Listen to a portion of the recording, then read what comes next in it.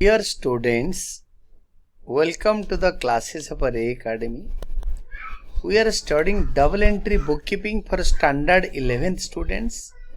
Presently we are studying the chapter on journal or say journal entries.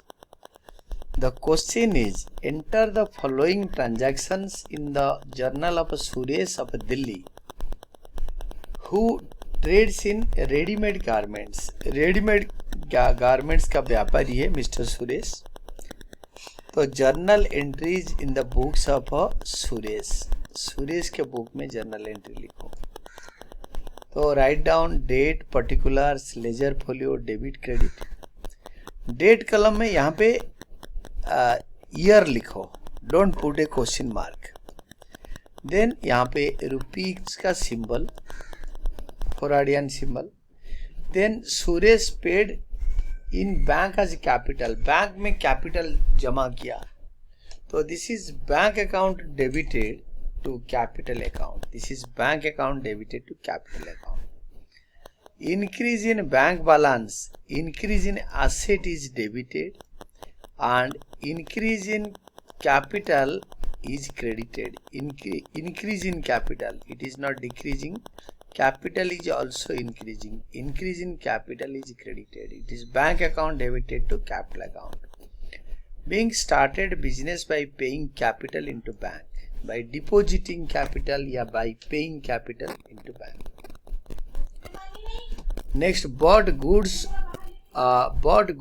and paid by check. Goods खरीदा. तो increase in asset is debit, increase in expenditure in debited, purchases account debited. हमने goods खरीदा, हमारा खर्चा बढ़ गया. Increase in खर्चा is debited to by paying cheque. Bank balance decrease in asset is credited. Being purchase goods and paid by check.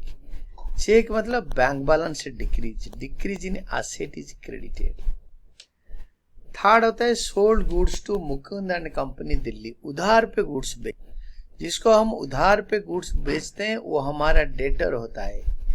Increase in debtor, increase in Mukund and company, increase in asset is debited according to modern method. And increase in revenue is credited. Increase in revenue is credited. तो revenue sales बढ़ा और debtor बढ़ा, दोनों ये debit होगा. Mukund and company sales credit होगा. Being sold goods on credit to Mukund and company. मुकुंद and कंपनी को उधार में गुड्स बेचा. Then sold goods for cash. तो कैश बढ़ा और सेल्स बढ़ा. कैश हमारा एसेट है. Increase in cash is debited. Increase in cash balance is debited या increase in asset is debited to increase in revenue. Revenue यानी sales अगर बढ़ेगा तभी वो क्रेडिट होगा. Being sold goods on credit, sold goods for cash, not on for. Please write down sold goods for cash, not on. Then इसको total करो, लिखो total carried forward और नेक्स्ट पेज में total brought forward. Then next हो गया paid sundry expenses in cash. खर्चा बढ़ गया. इंक्रीज इन खर्चा is debited and decrease in asset balance is credited. Cash asset है, कैश क्रेडिट होगा. सन्ड्री एक्सपेंसेस खर्चा है, इंक्रीज हो रहा है तो डेबिट होगा. Being sundry expenses paid in cash. 8 तारीख paid for office furniture and fittings by cheque. एक एसेट बढ़ रहा है, दूसरा एसेट घट रहा है.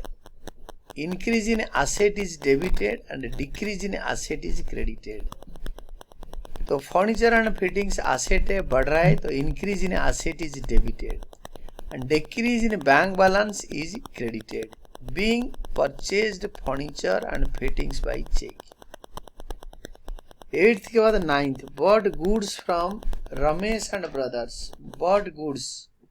Bot goods from Ramesh and brothers. Ramesh and brothers से गुड्स खरीदा. तो परचेजेस हमारा increase in expenditure. Increase in expenditure is debited and increase in liability, increase in creditors और इंक्रीज इन लायबिलिटीज क्रेडिटेड, हमारा क्रेडिटर बढ़ गए। हम जिससे उधार पे खरीदते हैं वो हमारा क्रेडिटर्स होते हैं। Being purchased goods on credit from Ramesh and brothers. 11th, return goods to Ramesh and brothers. Ramesh and brothers को गुड्स वापस कर दी, इसके उल्टा हो जाएगा entry. Ramesh and brothers debited, decrease in creditors is debited to purchases returns account. खर्चा कम हो गया, यहाँ पे खर्चा बढ़ गया था, परचेज करा था। टू परचेजेस रिटर्न या रिटर्न्स आउटवर्ड अकाउंट, ये दोनों से कोई भी अकाउंट होगा। तो 1500 रुपए का गुड्स वापस कर दी तो हमारा खर्चा कम हो गया। तो decrease in expenditure is credited. Being return goods to Ramesh and brothers 11। 12 होगा issued cheque to Ramesh and brothers in settlement. In settlement मतलब उनका फाइनल सेटलमेंट कर दिया। तो रमेश एंड ब्रदर्स डेबिटेड 11,600 का गुड्स खरीदा था, उनको 1500 का वापस कर दिया तो रहा 9,100। तो Ramesh and brothers where are creditors, तो क्रेडिटर को डेबिट करेंगे। तो डिक्रीज इन लायबिलिटी या decrease in creditor is debited to bank, उनको चेक दिया 8,500, तो डिक्रीज इन बैंक बैलेंस या decrease in asset is credited. To in settlement मतलब discount is there, to discount account you can say to discount received account. इससे 8,000 आपको देना था, 9,100 आपने दिया 8,500, तो 600 रुपए आपके इनकम है। This is discount received account. Narration होगा being cheque issued in settlement. Being cheque issued in settlement, settlement के लिए, फुल सेटलमेंट के लिए उनको चेक इशू करा। Then goods costing 5,000 destroyed by fire. Goods destroyed by fire, loss by fire, इसको total करो, देखो टोटल कैरिड फॉरवर्ड और नेक्स्ट पेज में इसको ब्रॉड फॉरवर्ड कर देना। इसको make it brought forward, it is not carried forward, make it brought forward. तो टोटल ब्रॉड फॉरवर्ड लिखा।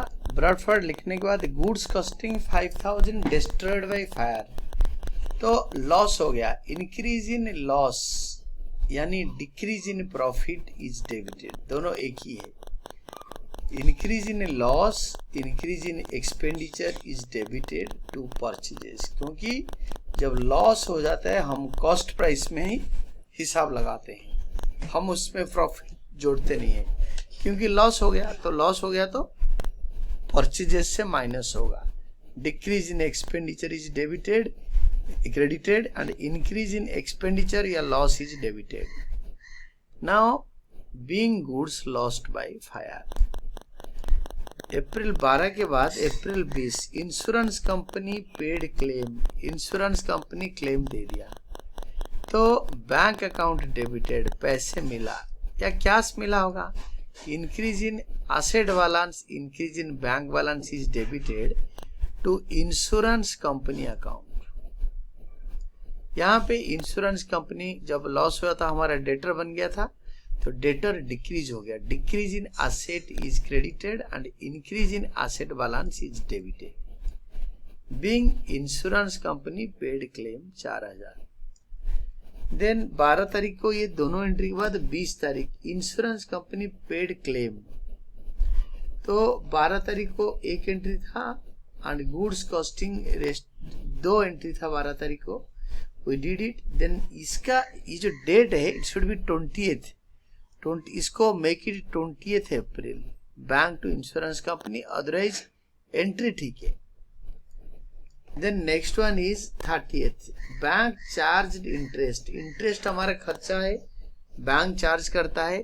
Increase in expenditure is debited according to modern method and decrease in asset is credited. Bank आपके घर नहीं मांगने आता है, bank charges वो bank से काट लेते हैं, डेबिट कर लेते हैं, तो बैंक में कम हो जाता है, इसलिए बैंक बैलेंस कम हो गया तो डिक्रीज इन एसेट और decrease in bank balance will be credited to bank account, credit कर दिया।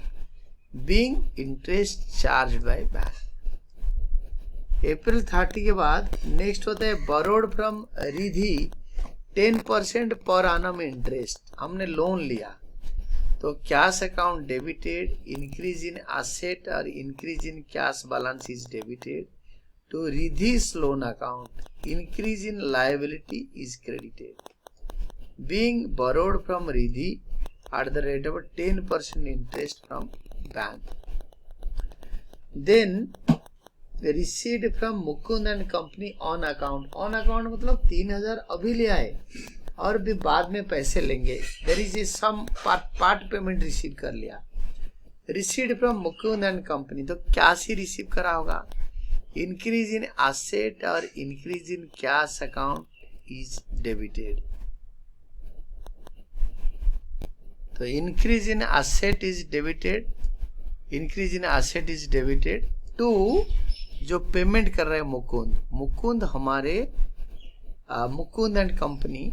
तो टू मुकुंद हमारे एसेट यानी मुकुंद हमारे डेटर थे, एसेट थे, तो he paid us. Decrease in asset is credited and increase in asset is debited. तो now the next thing is, this is Mukund and company and I have written Mukund, so make it and company, and this is 20th.